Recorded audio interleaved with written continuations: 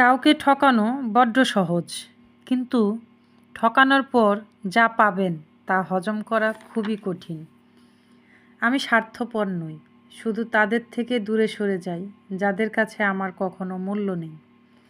আসসালামু আলাইকুম এভরিওয়ান, সবাই কেমন আছেন? আশা করি ভালো আছেন। আলহামদুলিল্লাহ আমি অনেক ভালো আছি। আজকে রান্না করব মলা মাছ চচ্চড়ি। তো সেটার জন্য ভালো করে মশলা কষিয়ে নিয়েছি। আর মলা মাছের সাথে যদি একটু আলু দেওয়া হয় সেটা খুবই সুস্বাদু হয়, আমার কাছে তো খুবই ভালো লাগে। টমেটো, আলু, ধইনাপাতা এগুলো ছাড়া আমার কাছে মলা মাছ চচ্চড়িটা অসম্পূর্ণ লাগে। কারা কারা এরকম করে ভুনা করেন অবশ্যই কমেন্টে জানাবেন। আমার কাছে তো খেতে খুবই সুস্বাদু লাগে, আমার হাজব্যান্ডেরও খুব পছন্দ।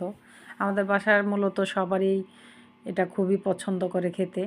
তো মোটামুটি আমার কষানো হয়ে গেছে, এদিকে ঝোলও দিয়ে দিয়েছি। তারপরে হয়ে গেলে আমি ধইনাপাতা দিয়ে নামিয়ে নিব, তাহলে হয়ে যাবে মলা মাছ চচ্চড়ি। আর কারা কারা এই মলা মাছ চচ্চড়িগুলো করেন অবশ্যই কমেন্টে জানাবেন। আর ভিডিওটি ভালো লাগলে লাইক কমেন্ট শেয়ার দিবেন। আমার ভিডিওটা এতক্ষণ কষ্ট করে দেখার জন্য অনেক অনেক ধন্যবাদ। এই যে ধনিয়া পাতা কেটে নিয়েছি, সেটা আমি